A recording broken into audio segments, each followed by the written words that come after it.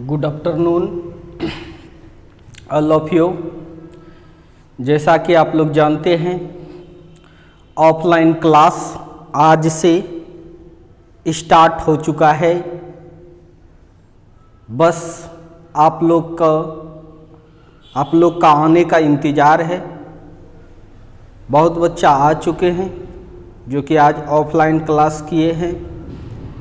जो सब नहीं आए हैं वो सब भी आने का यथाशीघ्र प्रयास करें, क्योंकि ऑफलाइन आपके फ्यूचर के लिए बेहतर साबित होगा। जो नहीं आ पाएंगे कोशिश करने के बावजूद, वैसे बच्चे के लिए ऑनलाइन क्लास चलते रहेगा। और जो भी बच्चे पेमेंट जमा नहीं किए हैं वो पेमेंट लेकर ही आइए और जमा करने की कोशिश कीजिए आप लोग। चलिए हम लोग चलते हैं। पिछले क्लास में, यानी इससे जो पहले क्लास हुआ था,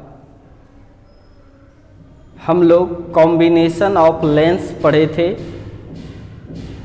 लेंस का संयोजन, कॉम्बिनेशन ऑफ लेंस में हम लोग ये सीखे थे, जब दो या दो से अधिक लेंस को कोएक्सियली रखते हैं तब उसको हम लोग कॉम्बिनेशन ऑफ लेंस कहे थे। जैसे कोई एक लेंस है, उसका अपना फोकस है, फोकल लेंथ है अपना। दो लेंस लगा देंगे तो क्या फोकल लेंथ एक ही होगा? नहीं, उस दोनों के बदले का जो फोकल लेंथ होगा उस फोकल लेंथ को हम लोग इक्विवेलेंट फोकल लेंथ कहते हैं। जो कि सटाकर जब दो लेंस को रखे थे तो उसका इक्विवेलेंट फोकल लेंथ हमें प्राप्त आया था। इक्विवेलेंट फोकल लेंथ को f से दिखाए थे। 1/f = 1/f1 plus 1/f2। अगर तीसरा लेंस भी सटा हुआ है तो 1/f3, चौथा लेंस भी सटा है तो 1/f4 हो जाएगा। इसे चलते रहेगा। आज दो लेंस को रखेंगे, दो लेंस को कंबाइंड करेंगे, लेकिन दोनों को सटा के नहीं रखेंगे। कुछ डी डिस्टेंस पर दोनों लेंस को सेपरेट करेंगे, पृथक करेंगे। उसके बाद उस दोनों लेंस के बदले का नया फोकल लेंथ क्या आएगा, means that equivalent focal length क्या होगा, उस पर चर्चा करेंगे।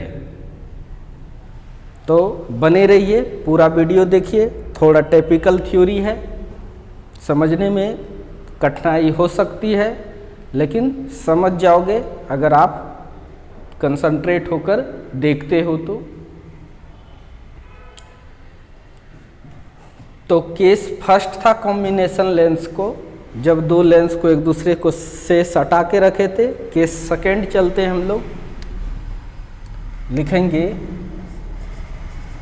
Case second. When two lenses are separated by distance d।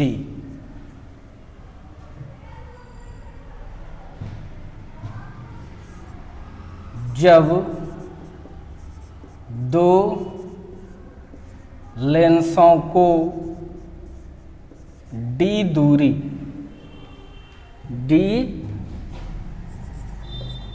दूरी से पृथक, मतलब होता है अलग, रखा जाता है। ठीक है, तब क्या इक्विवेलेंट फोकल लेंथ होगा वो निकालना होगा। तो पहले दो लेंस के बारे में हम लोग विचार कर लेते हैं। लिखेंगे consider about two lenses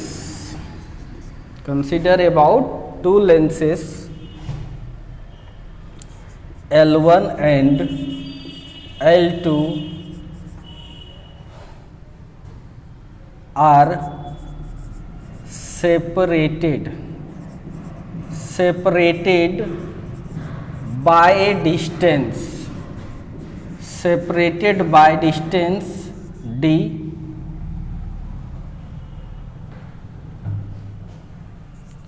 whose focal length f1 and f2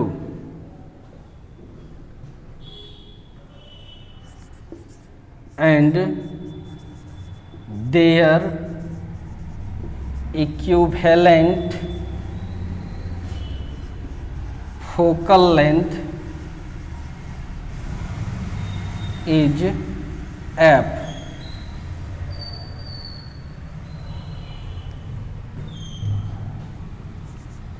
दो लेंस L1 एवं L2 के बारे में विचार करें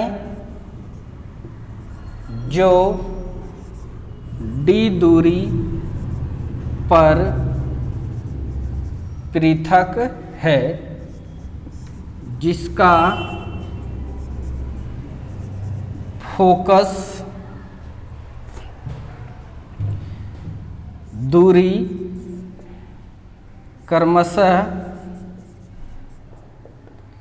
f1 एवं f2 है तथा इसकी समतुल्य फोकस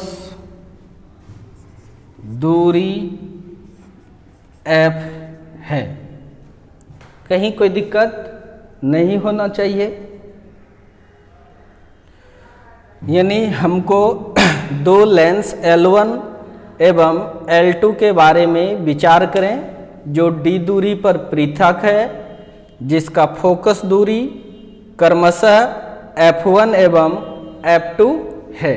कोई दिक्कत? तथा इसकी समतुल्य फोकस दूरी f है।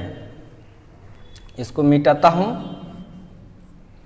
पॉज करो वीडियो को, इसको नोट करो।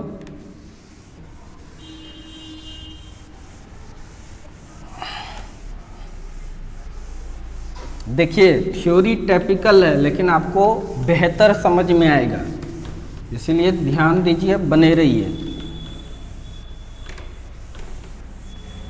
ये सब थ्योरी कॉम्पिटिशन्स के लिए ज़्यादा इम्पोर्टेंट है।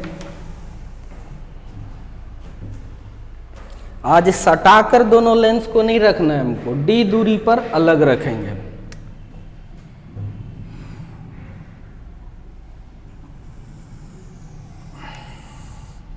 थोड़ा बड़ा फिगर बनाते हैं ताकि आपको बढ़िया से दिखे। एक लेंस हो गया ये,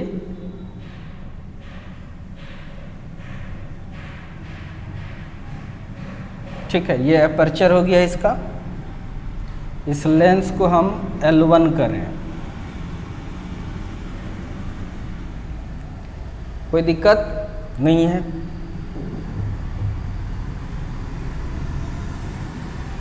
ये प्रिंसिपल एक्सिस हो गया।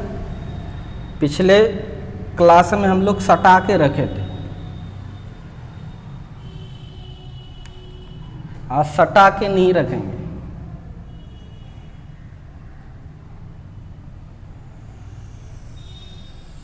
एक लेंस ये है,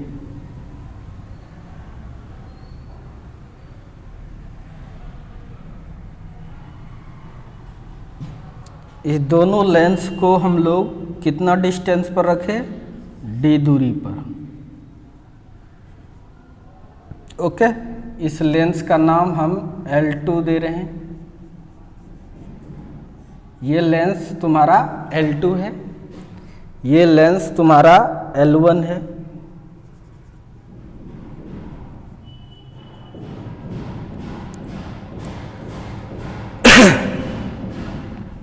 इसके ऑप्टिकल सेंटर को O1 से दिखा रहे हैं, इसके ऑप्टिकल सेंटर को O2 से दिखाएं, O2।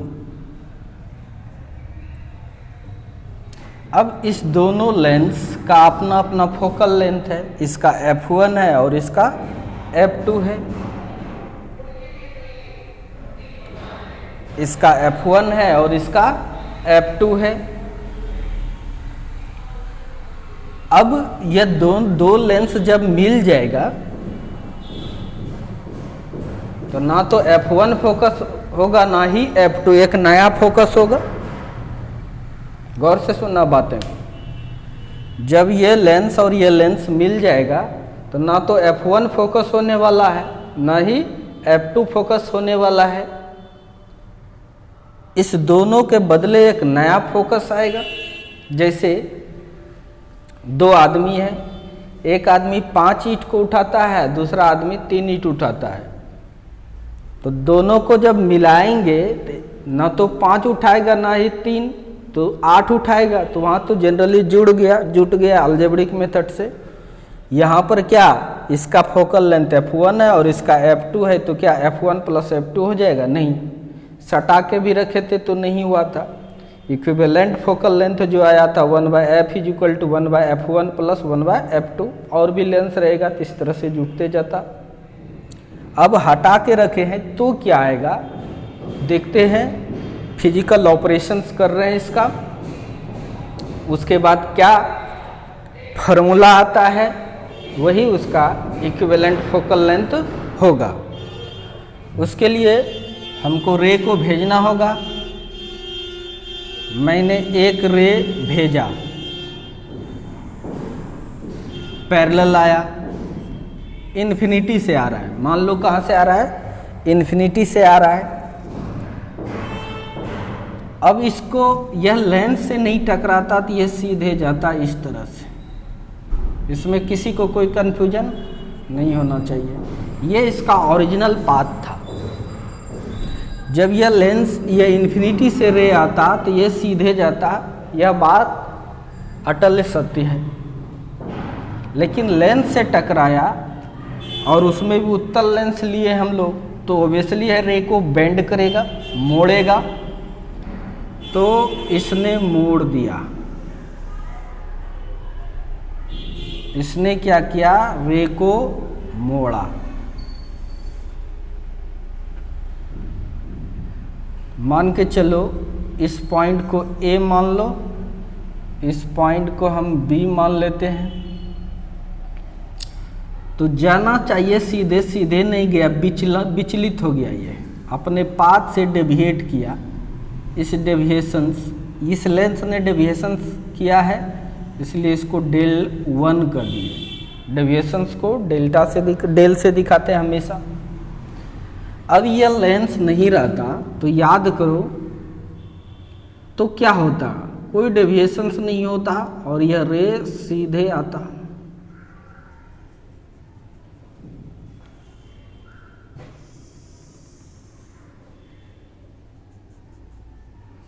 और इस जगह पर ये वाला लेंस इमेज बनाता।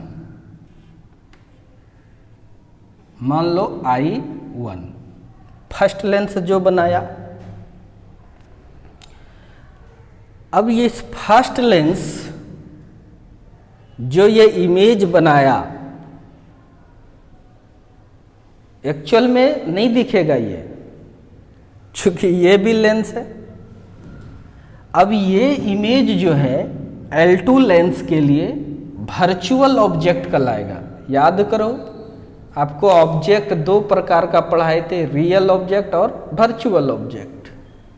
इन्फिनिटी पर जो है इस लेंस के लिए it is the real object, but ये एक्चुअल में होता नहीं है, बट इसका ऑपरेशन से हम लोग को पता चलता है कि ऐसा होता होगा। अब ये जो ऑब्जेक्ट है, ये जो इमेज है, फर्स्ट लेंस जो इमेज बनाया I1, ये इमेज L2 लेंस के लिए ऑब्जेक्ट का रोल करेगा। L2 लेंस क्या करेगा? सीधे नहीं जाने देगा, ये मोड़ेगा रे को। और फाइनल यही वाला इमेज तुमको दिखेगा। इस इमेज को आई करें, इसको मान लो आई डैश। इसका मतलब एक बार यहाँ पे डेविएशंस हुआ, दूसरे बार यहाँ पे डेविएशंस हुआ, इसको डेल्टा 2 करें।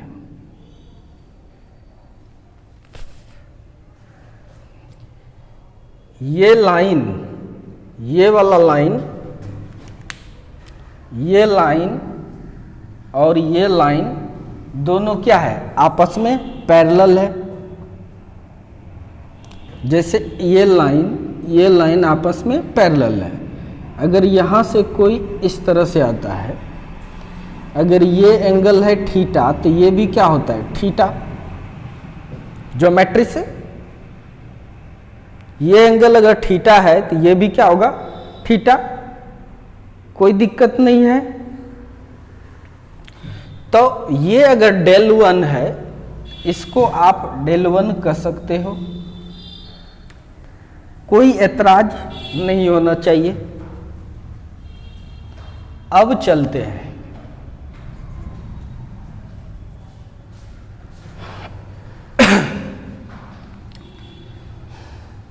मान के चलिए ये जो हाइट है, इस हाइट को हम लोग h1 करें, पहला लेंस का, और ये जो हाइट है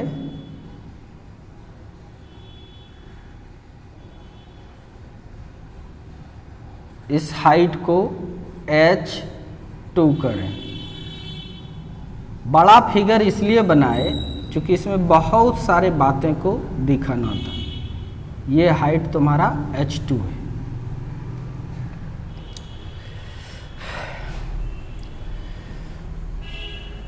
इसका मतलब एक बार यहाँ पर पहला लेंस डेविएशंस दिया डेल 1 और दूसरा लेंस भी डेविएशंस दिया डेल 2।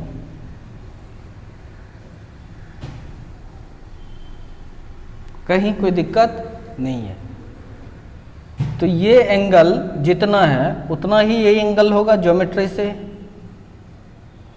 कहीं कोई दिक्कत नहीं है।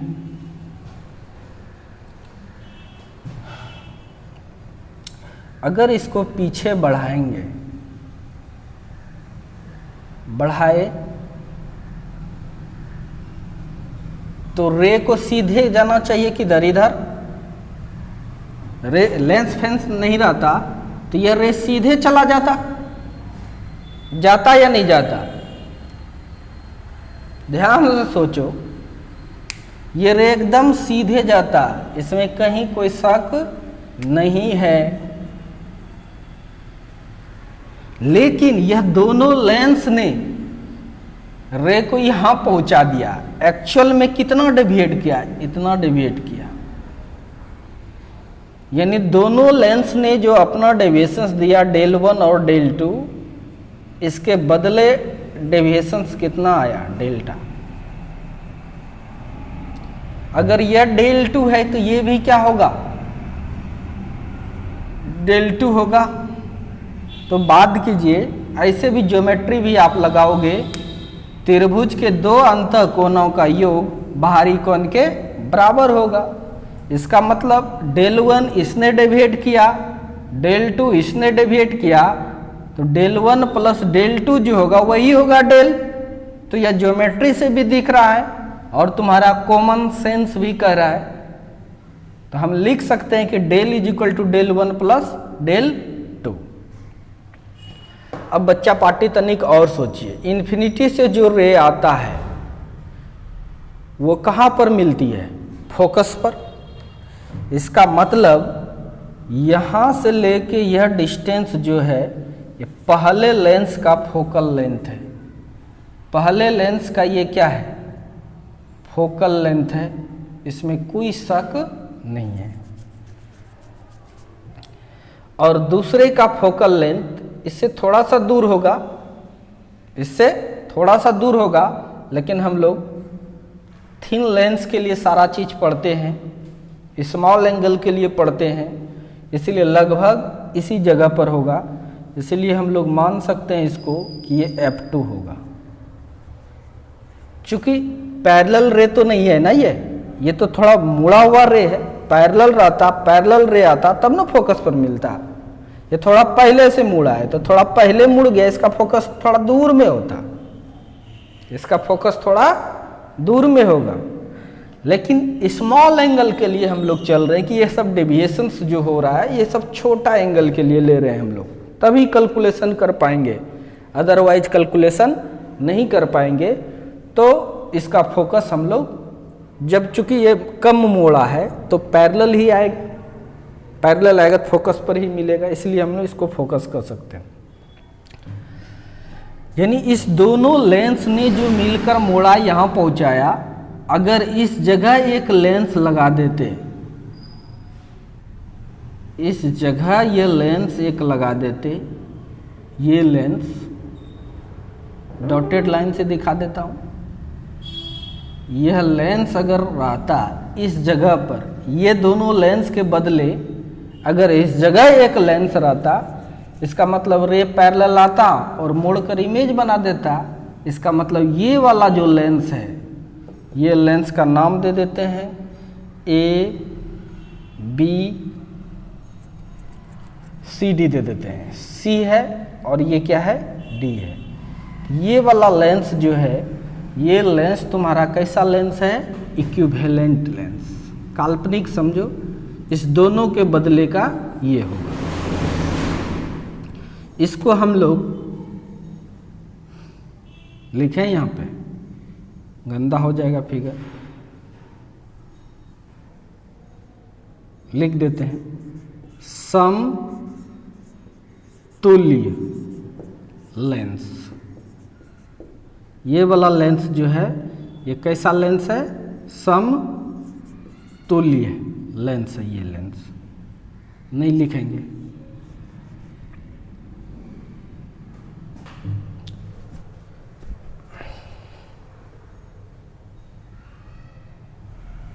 तो ये अगर H1 है तो ये भी क्या हो जाएगा, H1 होगा, इसमें कोई दिक्कत नहीं है।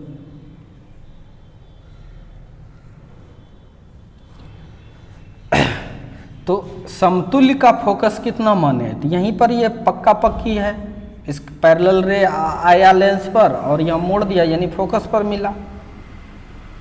इस चीज को हम लोग एफ कह सकते हैं, क्या कह सकते हैं हम लोग, एफ,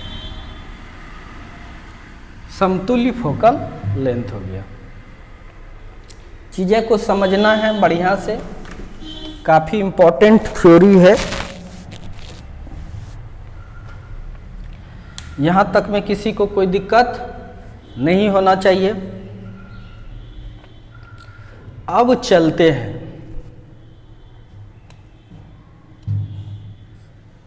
बाय जियोमेट्री, मतलब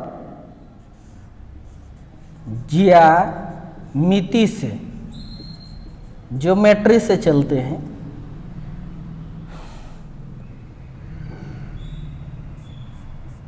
नेट डेविएशन, नेट विचलन कितना हुआ है, नेट विचलन। चलिए त्रिभुज देखिए,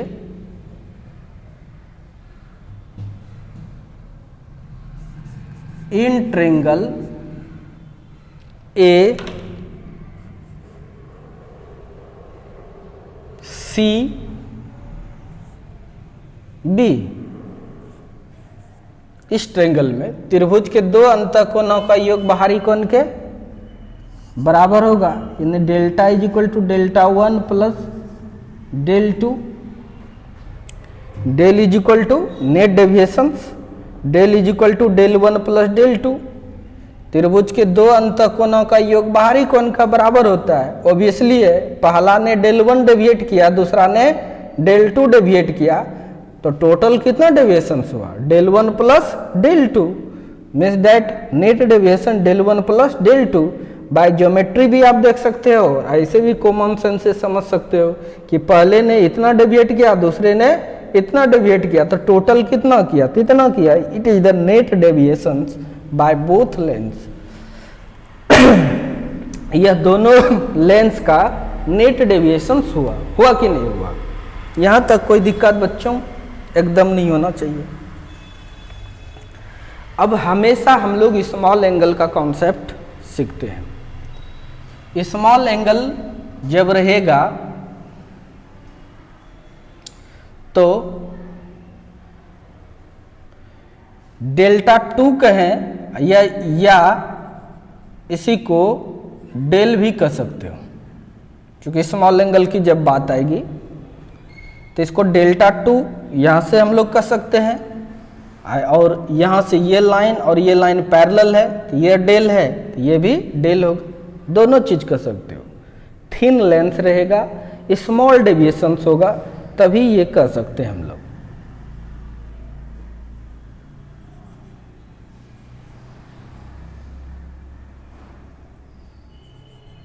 अदरवाइज नहीं कर सकते हैं। तो कॉन्सेप्ट लगाते हैं फॉर स्मॉल एंगल, छोटा कोण के लिए। छोटा एंगल जब रहेगा तो tan थीटा लगभग किसके बराबर होता है, थीटा का, यानी थीटा को भी हम लोग tan थीटा लिख सकते हैं। इसलिए इसको हम लोग लिख सकते हैं tan del is equal to tan del 1 plus tan del 2। कोई दिक्कत एकदम नहीं। अब देखिए ध्यान से, tan डेल यहां पर है,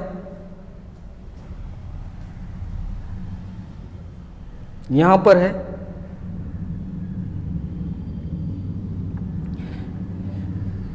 तो इस ट्रायंगल में लो,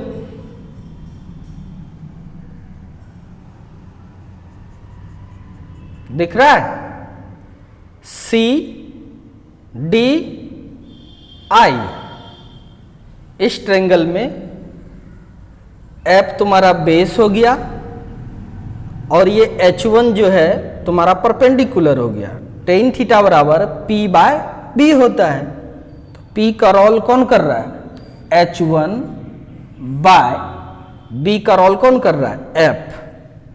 तो आप यहां पर F लिख सकते हो, is equal to del 1।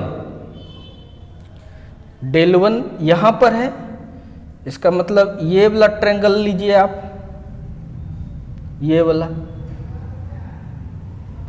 BO2, ये देखिए ध्यान से, BO2 I डैश, यानी ले सकते O2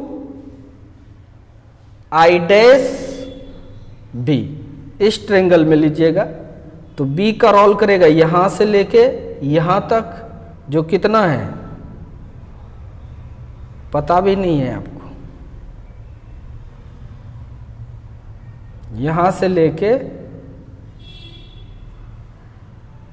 नहीं गड़बड़ हो गया, ये वाला नहीं होगा, यहां से चलते हैं, ये वाला ये है ना। ट्रायंगल कौन सा लेना है, O1 I डैश,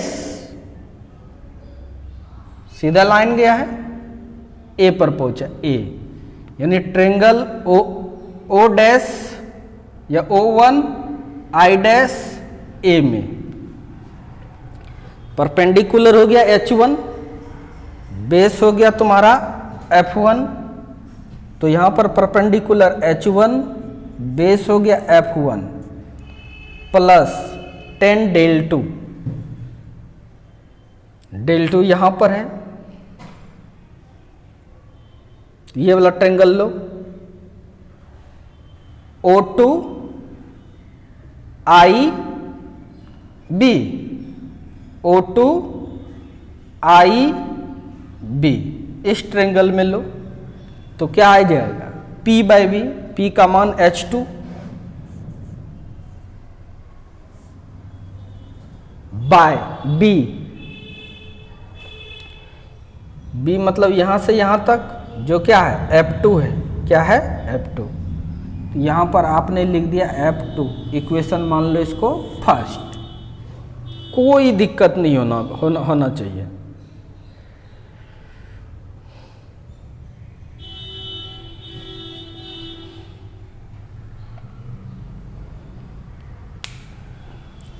अब H2 को हमको एलिमिनेट करना है।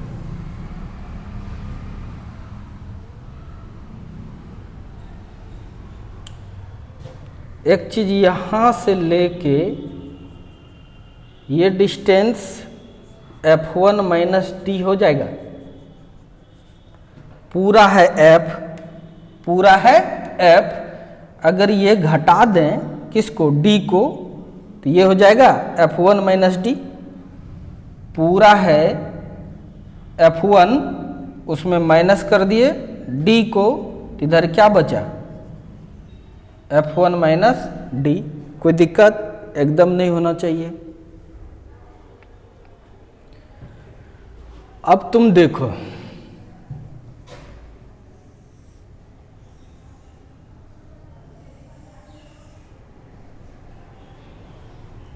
ये देखो H, ये C है, C दिए, ये D है, D दिए, सब समझाने के लिए केवल कर रहे हैं। I डैश है, I डैश दिए, फिर बीच में H2 है, H2 दिए, ये H1 था, ये B है, B दिए, O2 है, O2 दिए। अब बड़े वाले से लेके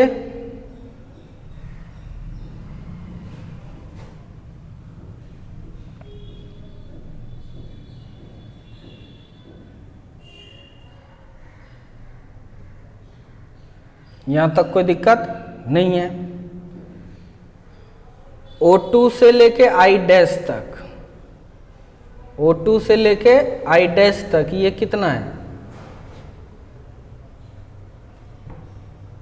F1 माइनस डी, क्या है ये F1 माइनस डी है।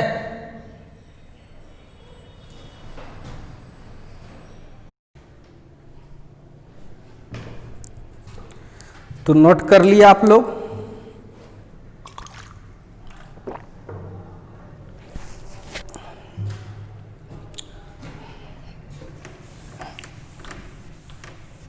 फिगर को मिटाना हमें नहीं पड़ेगा, हम लिखते हैं इन, या लिखते हैं triangle, triangle AO1, AO1 I dash, I dash is similar, similar का सिंबल है ये, सिमिलर है किसका,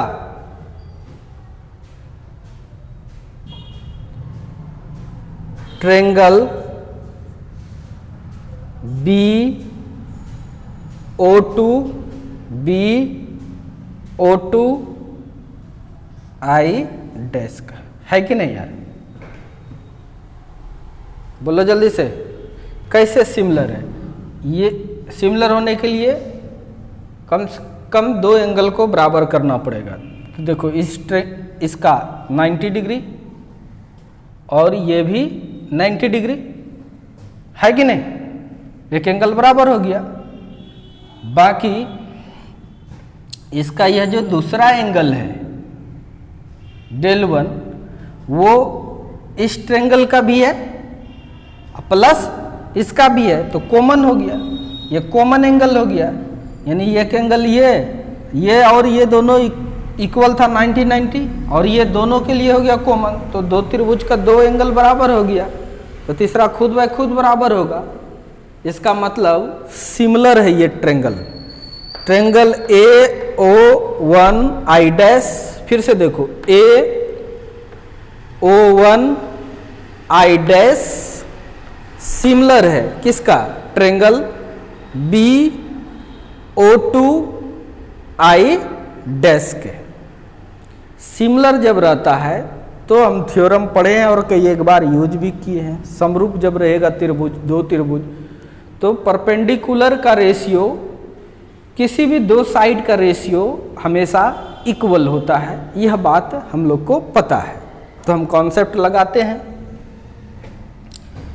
तो लिख सकते हैं यहाँ पे इस ट्रेंगल के लिए H1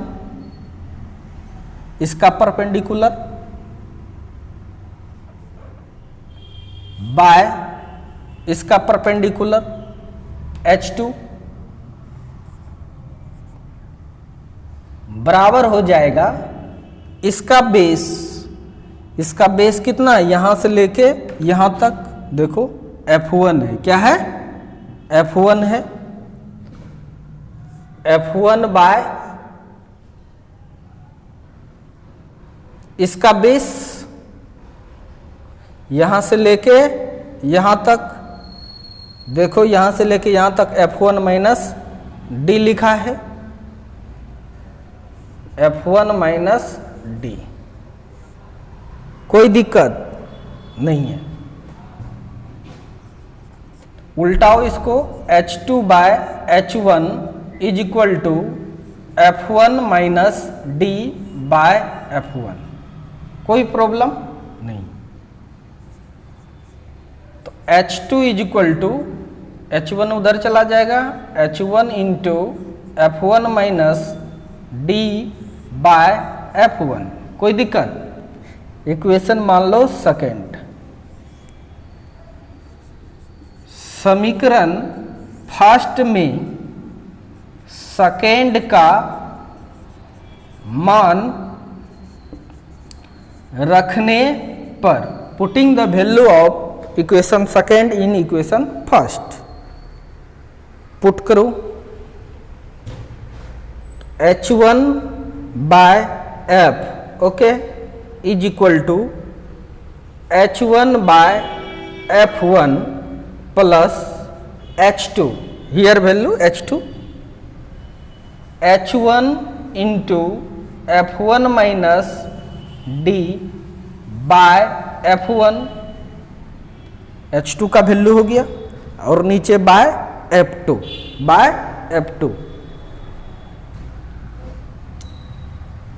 तो यहां पर बाय F2, कोई दिक्कत नहीं है। तो देखिए H1 कॉमन है, H1 by F is equal to H1 common ले लो,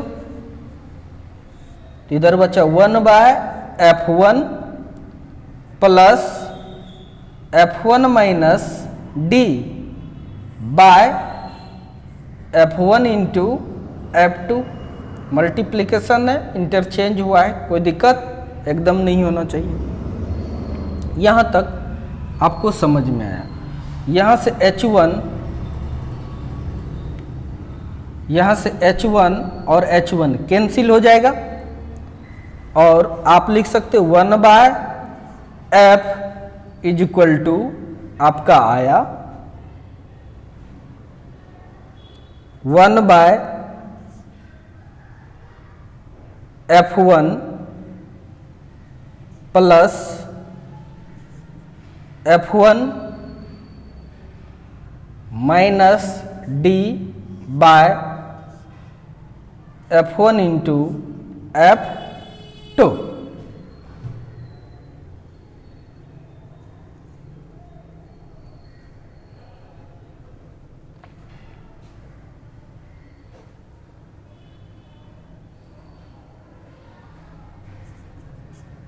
one by F1 F is equal to, LCM ले लो, F1 इंटू F2, F1 से भाग देंगे खत्म, बचा F2 प्लस ये खत्म F1 माइनस डी।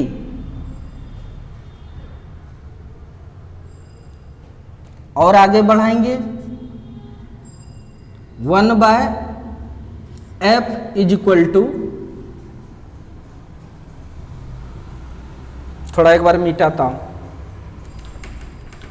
इधर हम मिटाने वाले हैं, पॉज करके भी लिख सकते हैं आप लोग तेज हैं।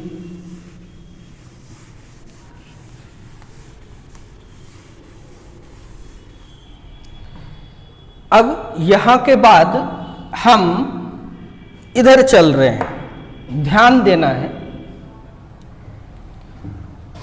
1/f is equal to f2। देखो बाबू, ये तीनों में डिवाइड कर सकते इसको अलग अलग करके,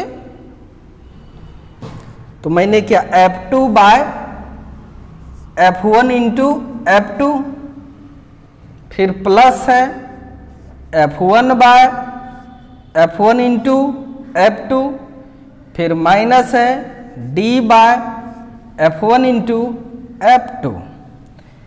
f2 ने f2 को कैंसिल करता है, f1 ने f1 को कैंसिल करता है, और फाइनल आंसर आपका 1/f is equal to 1/f1 plus 1/f2 minus d/f1 into f2 प्राप्त होता है। यही फॉर्मूला निकला जब d डिस्टेंस पर, कितना डिस्टेंस पर, d डिस्टेंस पर रहेगा दो लेंस, तब उसका इक्विवेलेंट फोकल लेंथ आपको निकालनी हो तो आप फॉर्मूला का इस्तेमाल करेंगे। पहले लेंस का फोकल लेंथ 1/, करके फिर 1/, करके दूसरे का फोकल लेंथ माइनस करके दोनों कितने डिस्टेंस पर है वो डिस्टेंस पुट करोगे, फिर f1 पहले लेंस का फोकल लेंथ इंटू दूसरे लेंस का फोकल लेंथ। तो ये इक्विवेलेंट फोकल लेंथ निकला किसका, इस दोनों लेंस के बदले का, जो कि आपने f माना है। No problem. इसी फॉर्मूले को पावर के टर्म में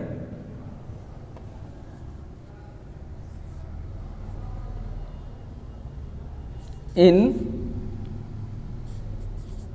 टर्म ऑफ पावर, लेंस के पावर के टर्म में इस फॉर्मूले को कैसे लिखेंगे। आपको पता है 1/f को पावर कहते हैं, क्या कहते हैं, तो ये तुम्हारा इक्विवेलेंट पावर निकल गया बराबर 1/f1, मतलब पहले का पावर प्लस 1/f2 दूसरे का पावर d माइनस d दिए, 1/f1 पहले का पावर, ना कुछ तो 1 हमेशा रहता है, 1/f2 दूसरे का पावर। ये पावर के टर्म में फॉर्मूला आ गया।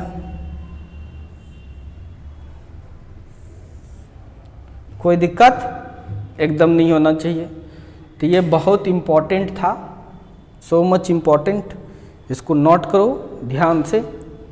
फिर अगले क्लास में हम लोग मिलते हैं, बाय। कोशिश कीजिए जो बच्चे एबल है ऑफलाइन क्लास के लिए वो आए, जो नहीं आ सकते हैं मैं कोशिश करता हूँ आप लोग को बेहतर नॉलेज दें। बाकी जो पेमेंट नहीं जमा किए हैं वो सब पेमेंट जमा करो।